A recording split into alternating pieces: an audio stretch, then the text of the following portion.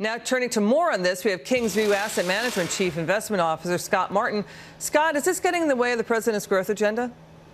I think this is almost the death knell in the agenda, Emac. I mean, my goodness, you know, whether it was the lashing out at Merck CEO Ken Frazier recently when he quit the council, or just the fact that, frankly, every promise that the administration's made on that very agenda you mentioned has fallen flat. And so, remember, Steve Mnuchin told our very own Neil Cavuto some months ago we were going to have the tax reform plan by the August recess. Well, that hasn't happened. So you just have to feel that the Trump administration, and as I like how Blake Berman put it in that previous segment, you have to feel like the Trump administration has become toxic, both for the American people and for the business leaders of this country, which is very bad for the agenda, as you mentioned earlier. Yeah, but the Trump voters are not in that fringe. We have heard from so many Trump voters who disagree flat out with what went on in Charlottesville. They don't like it. They like what Trump is trying to do, that he's trying to get growth back in the country. You know this, Scott. Just 1 percentage point of growth means $170 billion more to spend in this economy for better jobs. No, that's good. And believe me, I do think that the Trump agenda, at least his ideas, would have helped the economy, Emac. But you got to remember, I mean, this is one thing that we're coming up against a midterm election here in a little over a year. And if Trump needs support in Congress, he needs help in Congress. If some of the constituents of those congressmen and women are falling off of, say, the Trump train, that's not going to be good for the agenda and getting things passed. And listen, I think this is a pretty big pivotal moment in the administration so far. And I personally have worked with people that have done the old, okay, if this is going to work, we're going to take our ball and go home and just scrap the whole thing.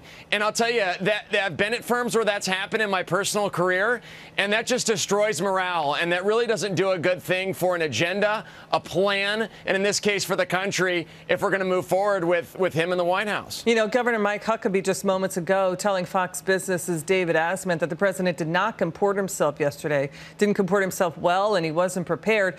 The disbanding the Business Council, is it better to have a seat at the table or to avoid controversy?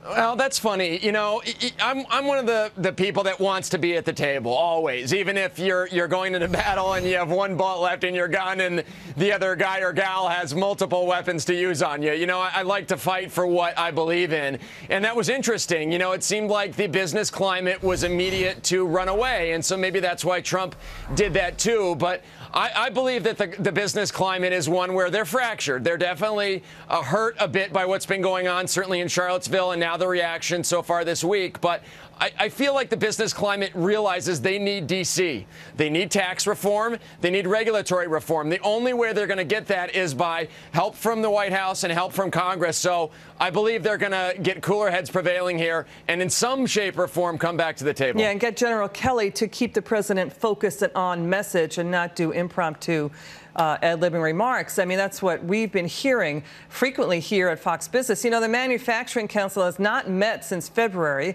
and the Wall Street Journal reported that White House officials saying that councils are not an active day-to-day part of policy formulation. What do you think of that?